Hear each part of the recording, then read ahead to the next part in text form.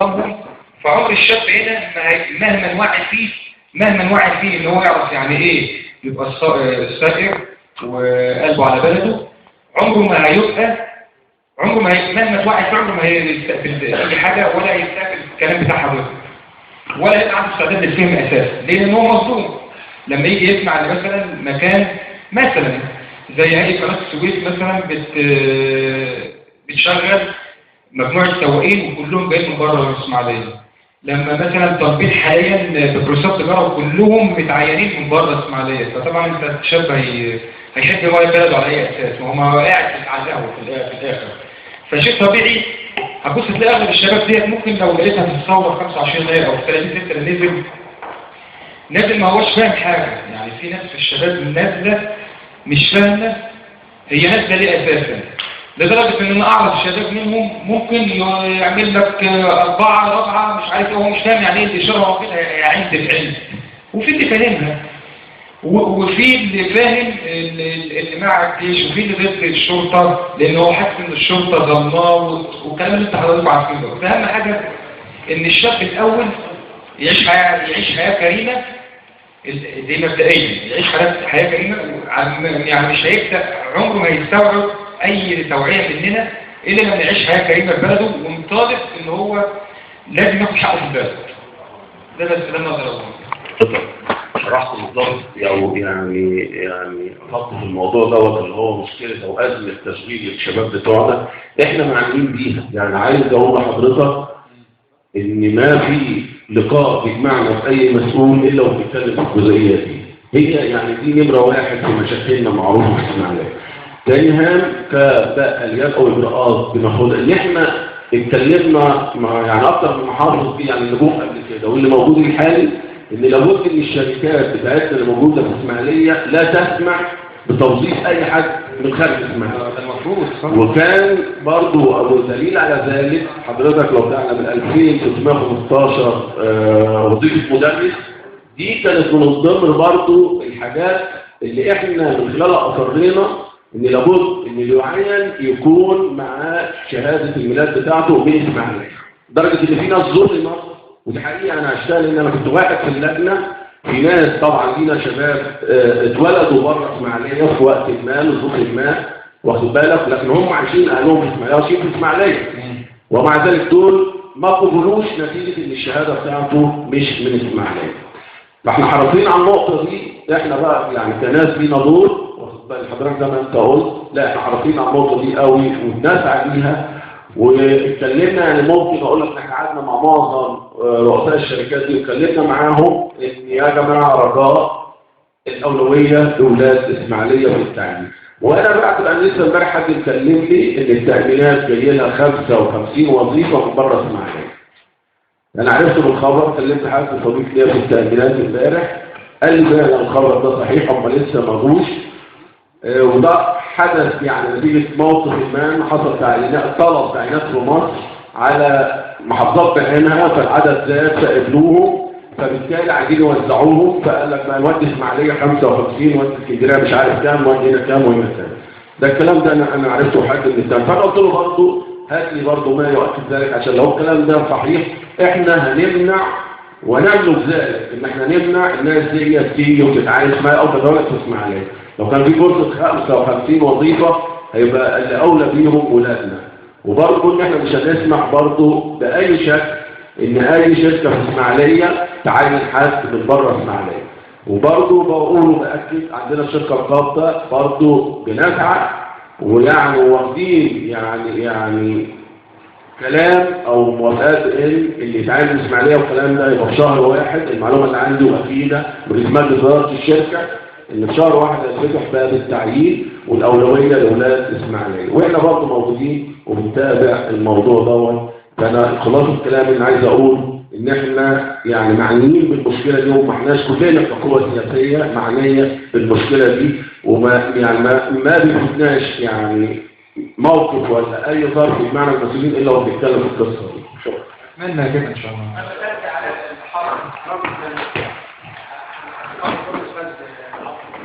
ايوه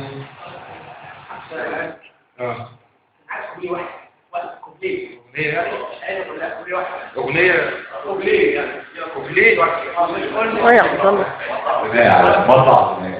مطلع من الأغنية عندنا زمن الواقع يعني.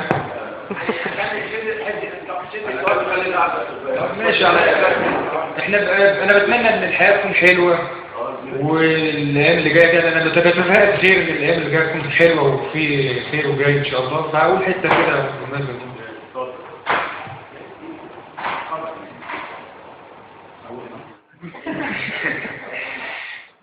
يا حلاوة الدنيا يا حلاوة يا حلاوة لو يا حلاوة يا حلاوة الدنيا يا حلاوة يا حلاوة لو يا حلاوة حلاوتها لما تصفالي أنا وانتم واللي في بالي حلاوتها لما تصفالي أنا وانتم واللي في بالي بقالي ود محبوبي وكفاية وجه محبوبي والباقي كله يساوي يا حلاوة يا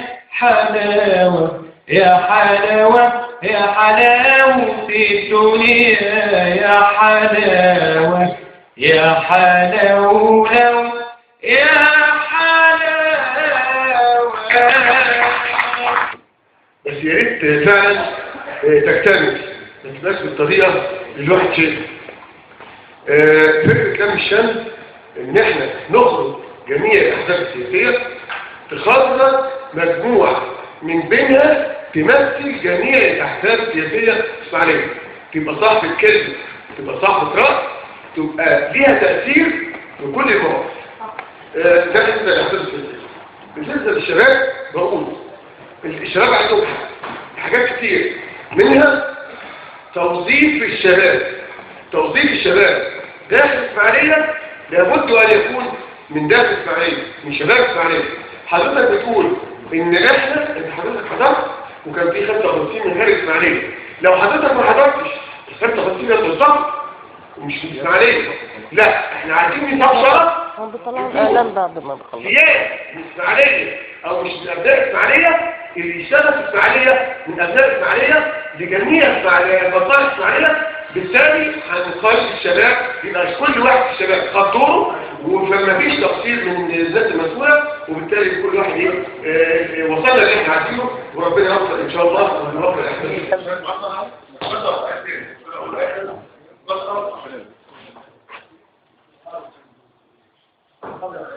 طيب انا بقول اخر القصه ده مش القصه النهارده حتى لو سمى اعداد مجلس اداره مجلس هذا الموضوع، يكون كل مجلس دوت ليس له اي نيه في الترشح لاي منصب سياسي ولا في مجلس الشعب ولا في السياسه، حتى يكون مجرد ما يبقاش ان حد يعمل قضيه لنفسه شغل معين. ده مهم جدا. اسماء المحافظ محمد قاعد يبقى احنا كنا ما بنتجاهلش هذا الكلام كله. احنا قلنا حاجه مهمه جدا، قلنا ابسط الامور منع التزوير. انا قاعد بتجاوب في هذا الكلام. كل احداث اسماعيليه في رئاسه الرقم 19 ولا كان اللي تقولوا تاني قال لي القضاء هيجي ولا يجي يمشي، قال لي فين جاي من الهجره؟ قلت له لا قبل الاسبوع الهجره بقاله اكثر من 40 سنه، يعني محدش النهارده فيه هيشتغل في حكومه وعشان قطاع خاص. مش كل واحد يدور عقد ايه ولا يدور كذا ولا يدور كذا ماشي يشتغل في اسماعيليه. في 19 رئيس اسماعيليه دول اشتغلوا برضه كانوا كله مش هيتم غير لما الناس بتكلم بعضيها نشتغل شغل لصالح البلد. القصه يا جماعه مش قصه جامعه ارضيه مش يعني احنا لازم نتفق في اختلاف بين بعضينا. الاختلاف كلها مش في الهدف نفسه، الاختلاف في الطرق نفسها للهدف لكن مش الهدف نفسه. تاني لازم رابع لازم نتفق، لازم نتفق على الهدف بتاعنا. لو ما اتفقناش انا عايز اقول حاجه بتعمل عليها يا جماعه بالهدف نفسه شيء هنا. لو احنا النهارده نفس الوضع هو المشكله هو النهارده ما هو كان سويس وما هو كان سويس مفروض على البنزين ومفروض على البنزين. كل حاجه النهارده مفيش جديد، مفيش حد يجي يقول لي انا حاجه زي البلد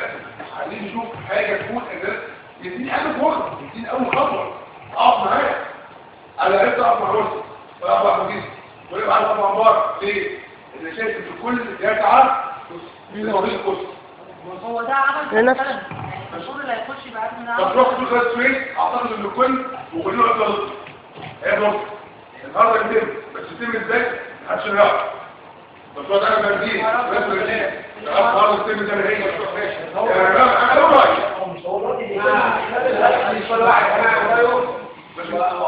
بيتم يا استاذ بيتم ازاي؟ بيتم من خلال الحكومه بيتم ايه؟ من غير اي شيء في الدنيا تبقى احنا عندنا رؤيه واحنا عارفين اللي بيحصل امبارح. الانتخاب قصه مش عسكريه. من حق الناس تعرف تدرس ازاي الوسط والغلط. اللي بتعرف موضوع الموضوع جديد اللي احنا بنضايق عشان نعمل ايه؟ بشر موضوع لازم محافظة إسماعيلية في تنظيم الشباب وليكن هناك عزم من الأحداث يمثل الأحداث في كل منطقة يكون يعني عين للشباب في هذه المرحلة. ليه؟ لأن أنا النهارده حضرتك بيجيني يقول لي بيسأل المتواجد في المصلحة نفسها الراجل صاحب المدير في المصلحة يجي له موضوع الشباب بيجي له موضوع الشباب بره وبالتالي مين جالس من الشباب في الإسماعيلية أو المشاركة الإسماعيلية لازم يكون في ضوابط فعلا والرجل كله على الموضوع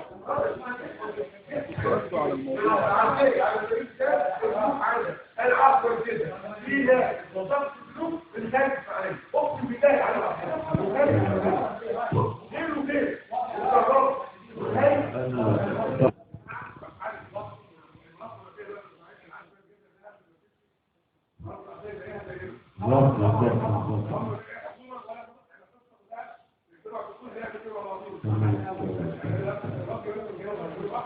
هنعمل ايه؟ انا عارفه كده ان حاجه ولا حاجه نحاول نجمع عشان نوصل لنا كل حاجه.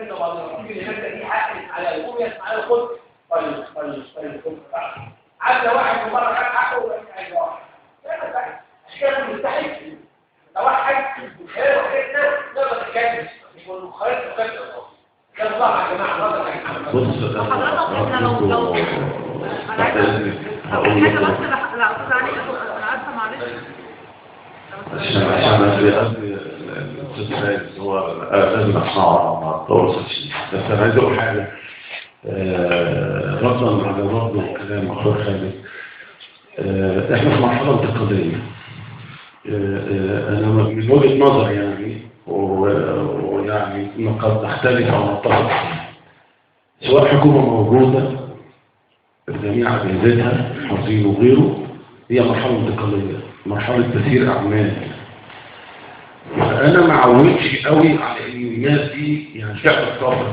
هم كل ما هنالك ان هم يعني يسيروا اعمال الدوله لحد ما الدستور يتعمل ويجي مجلس الشعب وتيجي حكومه جديده وكده ومع ذلك مش معنى ان هم ما اشتغلوش لا برضه هم الناس شغاله قدر امكانياتهم وقدر ده وانا عايز ادي مثل علينا هنا المحافظ عندنا هنا الراجل انا اشهد انا يعني بقول الكلام ده برضه بحكم ان انا قريت الناس دي كلها وبتفاعل معاها بحتك بيها جامد بحكم قضايا البلد او مشاكل البلد فانا قريب لحل المشاكل دي بالدرجه الاولى يعني فانا بقول الراجل بيشتغل وبيبذل مجهود فوق طاقته محتاج اللي يساعده يعني محتاج احنا نساعده والكل يساعده الاجهزه اللي شغاله برضه نفس الشيء رغم يعني القماشه اللي قدامهم او الواقع يعني اللي متاح ليهم او الظروف المتاحه ليهم هم شغالين قدر الامكان لكن فعلا الموضوع محتاج ان احنا نساعد ان احنا سلوكياتنا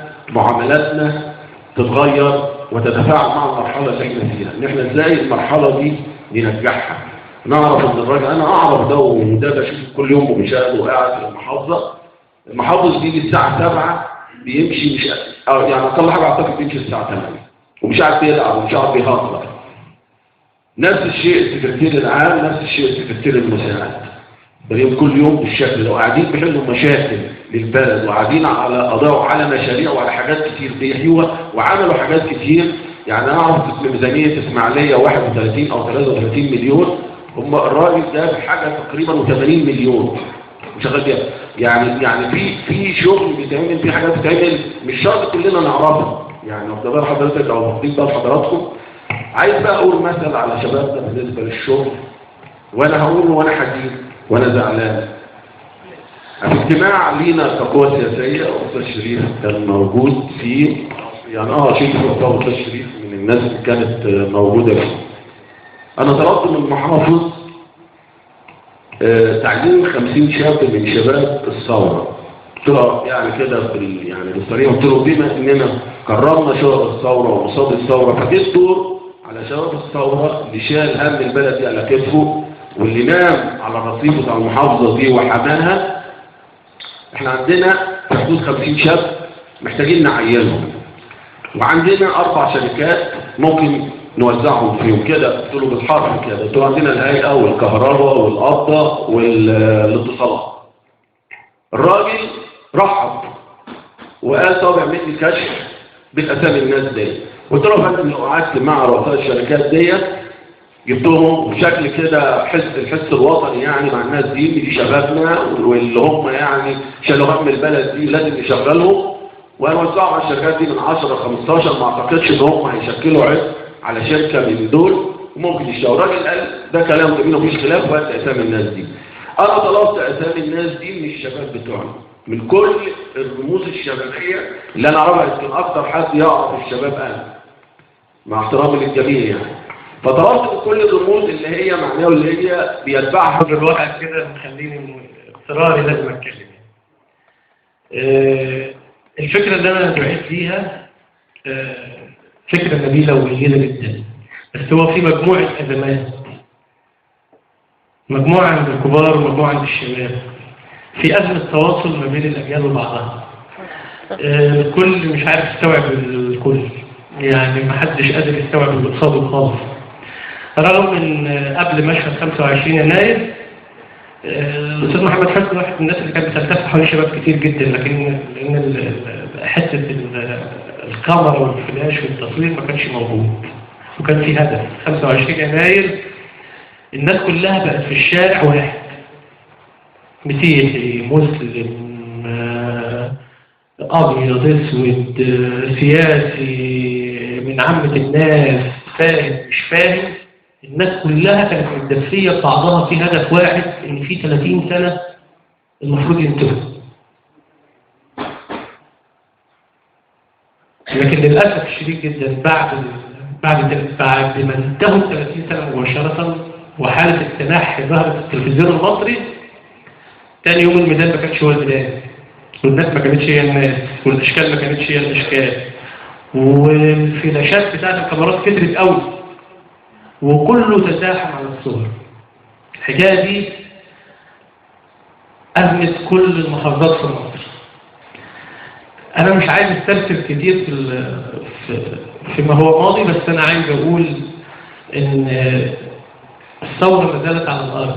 25 يناير 30 يونيو وبعد 30 يونيو مصر ما بتحبش اللي بيحكم. أي حد جاي يحكم البلد دي الناس ما بتحبش اللي بيحكم، الناس بتحب اللي بيبني. ذاكرة اللي بيبني هي الميراث الحقيقي في ذاكرة الشعب المصري. لذلك هتلاقي خوف خاصة منكرة رغم انهم بيبنوا قبور، لانهم مبثورين باسمائهم في ذاكرة الشعب المصري.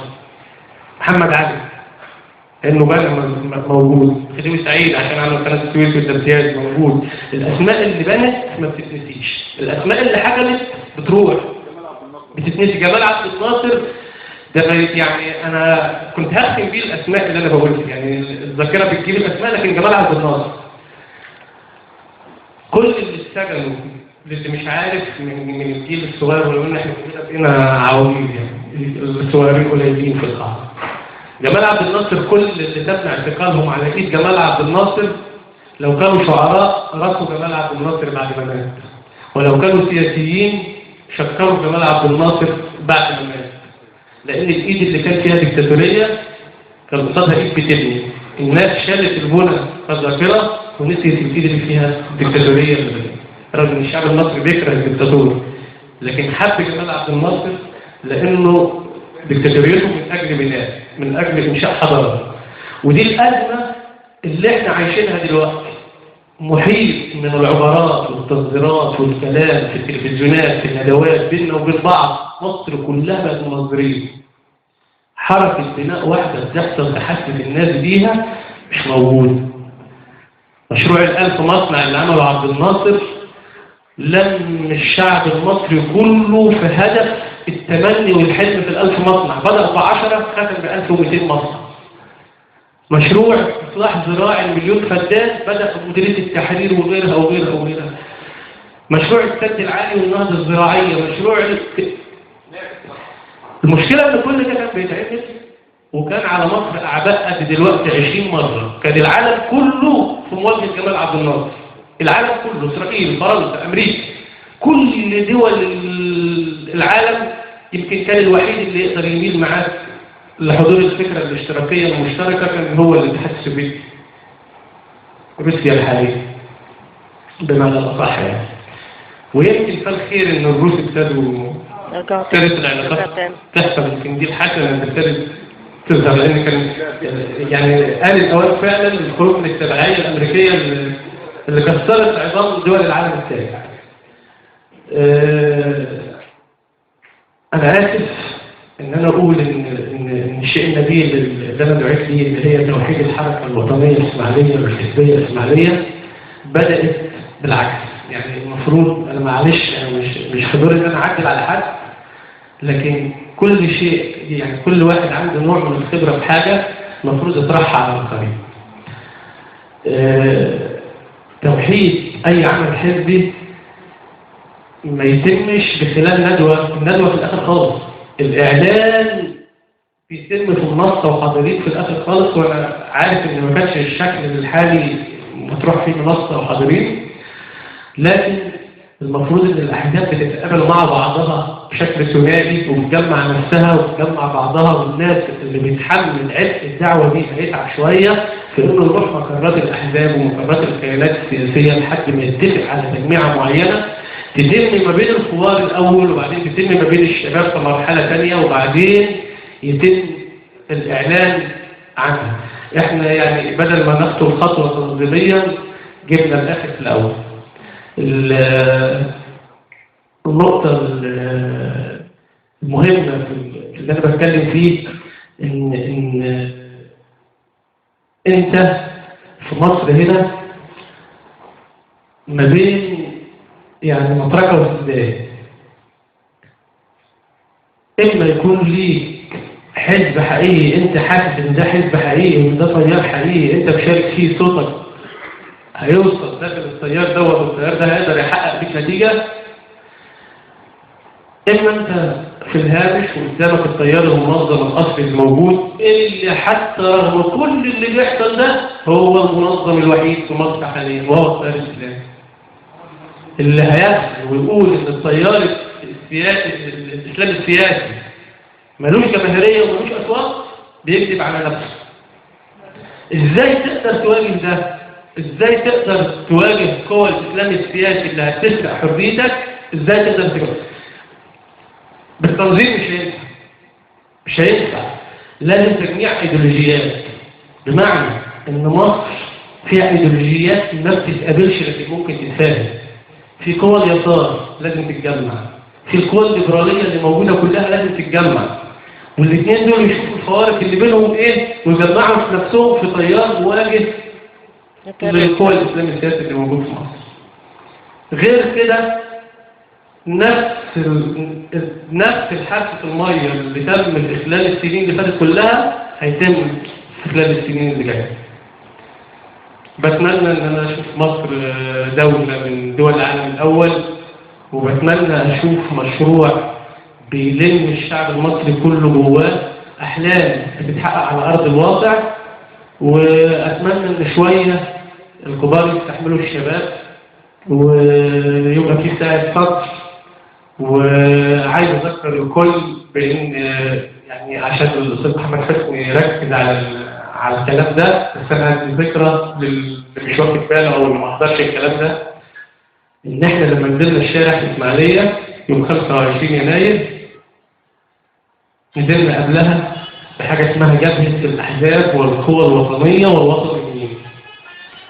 والجبهه دي اتاسست بعد ما لجنه التنسيق اللي كان مسيطر عليها الاسلام السياسي الاخوان المسلمين في الاسماعيليه كانوا مسيطرين على لجنه اسمها لجنه التنسيق، وكانت كل الاحزاب بتروح تقعد هناك والتصويت بيتم، وهم بيطلعوا بطريقه معينه كده بيكتبوا اي راي وبيكتبوا رايهم، والناس موجوده وحاضره الكلام ده. لما شرعنا كلنا نعمل جبهه احزاب كانوا هم اول المعارضين عارضوها بشده، لكن احنا بيننا وبين بعض جمعنا بعض بشكل هادئ وعملنا لجنه احزاب اسماعيليه والقوى الوطنيه والوطنيين. تاني يوم ابتدينا ننزل الشارع، ننزل بدال الفردوس، نعمل مظاهرات الغلاء اللي كانت بتتعمل، وابتدى يتلم الناس وابتدى يحصل صدى لحد ما جه اليوم اللي نفس الميدان اللي احنا اخترناه لمظاهرات الغلاء طلعت 25 يناير من ميدان الفردوس ومنطقه الاسماعيليه، وختمت فعالياتها في الممر مع فعاليات مصر في التحرير وفي كل ميادين مصر.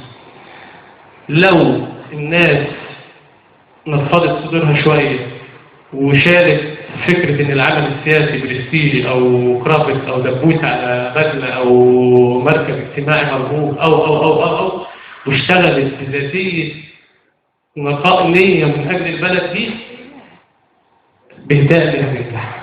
وانا اسف على التفسير.